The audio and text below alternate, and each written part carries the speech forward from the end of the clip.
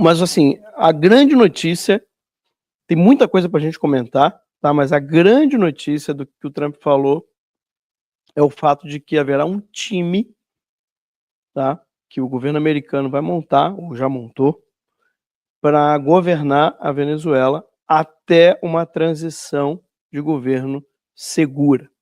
O que ele quer dizer com isso? Ele mesmo explicou, né? Nós não queremos que a Venezuela seja tomada por outro ditador. Ele falou, inclusive... Esse era o nosso grande medo, inclusive. Ele, inclusive, ainda falou, se a gente fizesse como todos os outros fizeram, vai lá, atira e deixa esse país ir para o inferno. Ele usou essa expressão, né? Que estou citando aspas do Trump. Ele falou assim, não, isso não seria um trabalho decente. Ele falou, se a gente chegasse lá, prendesse o Maduro e deixasse o povo venezuelano se reconstruir, isso iria destruir o país. E ele falou algo que, assim, a gente percebe o quão profundo está o Trump acerca do que está acontecendo na América Latina. Ele falou assim, todos os bons saíram de lá. Todos saíram de lá. Inclusive, eles vão indenizar todas as pessoas que perderam suas empresas para o regime do Maduro.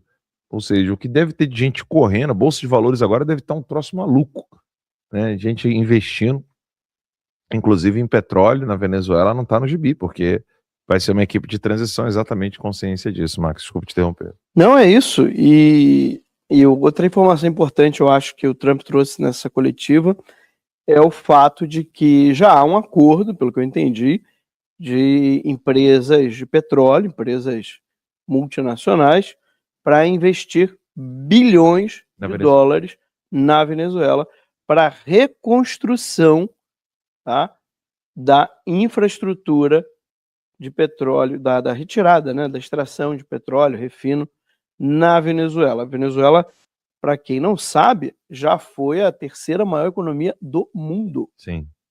Terceira maior economia do mundo. Isso na década de 80. Tá? Não tem tanto tempo assim. Então, a Venezuela hoje ela tem sim um potencial de se tornar uma das maiores economias do mundo, e tudo indica que é o que vai acontecer agora com a administração Trump assumindo a frente do governo venezuelano até uma transição. A transição provavelmente vai ser feita com Edmundo Gonçalves, é o mais provável agora, ao menos no primeiro momento. O Alexandre Garcia postou durante a fala do Trump, comentando que ele viveu uma situação parecida na Argentina, em que você tem ali um governo de transição e depois esse governo, então, convoca novas eleições para pacificar, para realmente mostrar que é o povo quem está no poder agora. Então isso pode acontecer. Pode ser que o Edmundo Gonçalves entre e depois de um tempo ele convoque novas eleições, e aí eu acho que a candidata hoje que teria mais chance de vitória seria Maria Corina Machado. Isso seria importantíssimo, novas eleições, por quê? Para uma pacificação interna da Venezuela, até mesmo dentro da oposição venezuelana. Porque você tem pessoas que apoiam o Guaidó, você tem pessoas que apoiam a Maria Corina Machado. O Guaidó não pôde participar da última eleição, então é bem provável que isso aconteça. A gente tem esses 3 momentos, né? O primeiro momento, um governo de transição americano, depois o Edmundo Gonçalves assumindo, e depois ele então convocando novas eleições, e aí sim a Venezuela voltaria a um estado normal, né, democrático de fato. Mas vale a pena ressaltar sobre essa questão dos bilhões que vão ser investidos na Venezuela. A Venezuela vai mudar completamente e vai ficar muito claro para muita gente, que talvez hoje ainda não esteja claro, a diferença entre um governo socialista, um governo comunista, né, de esquerda, e quando você tem ali um governo mais alinhado à direita, que se utiliza de fato de uma economia capitalista, né? E principalmente o que o Donald Trump quer fazer é acabar com países, com narcoestados no seu quintal. Para mim isso é muito claro. Ele não quer ter narcoterroristas no seu quintal. Ele comentou isso, né? Esvaziaram as prisões, mandaram os seus piores criminosos para os Estados Unidos. Isso de fato aconteceu. A Venezuela, o governo do Maduro realmente fez isso. E isso é uma coisa que os Estados Unidos não irão tolerar mais. É um grande recado para o Lula, né? Você estava comentando isso. Acho que vale a pena. É um grande recado para o Lula, porque você tem ali o processo muito similar, né?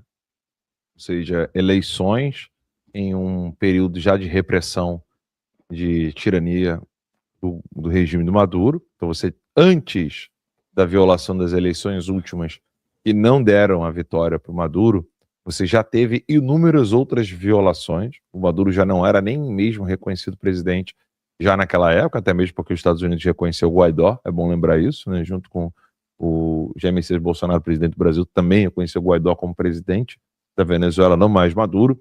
E as últimas eleições, então, onde nem sequer esses resultados o Maduro teve coragem de mostrar, porque, de fato, ele já havia perdido aquelas eleições. Então você já tinha repressão antes, repressão durante e repressão após as eleições. Algo muito similar com o que está acontecendo no Brasil, numa escala muito maior. Na Venezuela, no Brasil, numa escala muito menor, porque no Brasil até o número de presos políticos é infinitamente menor ao da Venezuela mesmo, sobretudo em proporções. Então o Brasil está caminhando nessa situação. O Brasil ainda tem uma saída para isso. Nós podemos sim, então, ainda correr atrás de lutar por uma vitória do Flávio Bolsonaro para presidente do Brasil e a gente recuperar o ordenamento jurídico que se perdeu, mas se isso for um caminho sem volta, então tem motivos de sobra o Lula para ficar com medo, porque, óbvio, ele seria o próximo alvo, não dos Estados Unidos em si, porque aí isso teria que comprovar que o Lula estaria por trás de tráfico de drogas do cartel de Los Soles. Então, não quero ser aqui estraga prazeres, mas para o Brasil ver o filme que passou hoje na Venezuela, seria necessário comprovar que o Lula estaria por trás de Comando Vermelho, PCC e Comando Vermelho e PCC terem já sido categorizados como grupo terroristas nos Estados Unidos, e o Lula começar a responder por processos nos Estados Unidos, e aí sim acontecer exatamente o que aconteceu ali. Eu acho que o medo do Lula é nem esperar esse processo se iniciar, mas ver a própria população entendendo que isso pode acontecer e ganhando cada vez mais força a oposição contra Lula. Eu vejo dessa seguinte maneira: o Lula tem 1000 motivos para estar com medo nesse exato momento, medo e desespero, tá? Medo e desespero. O pessoal está relembrando aqui os vídeos do Maduro desafiando Elon Musk para uma luta, lembra?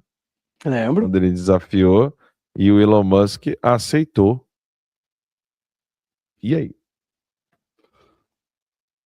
Agora ele está nos Estados Unidos. Agora a luta vai ser no tribunal. Agora a luta vai ser no tribunal. Vamos acompanhar isso aí. Bem, eu quero correr aqui para nossa... Agora, sobre isso que você falou, só um detalhezinho. Os assinantes lá no site. Quem pode trazer essa peça do quebra-cabeça que falta para que o Lula seja acusado é o Maduro. É o Maduro. Assim como o Carvajal fez com o Maduro. Exato.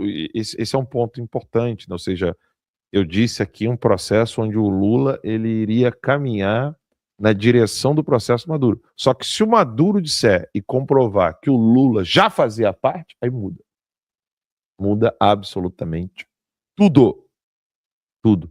Se o Maduro der com a língua dos dentes e comprovar, assim como o Carvajal fez com o Maduro, se ele disser, olha, o Lula era meu chefe, o Lula é quem mandava em mim, aí a coisa muda. Então a gente pode ver aí uma mudança drástica no Brasil nesse ano de 2026, que é ano eleitoral no Brasil.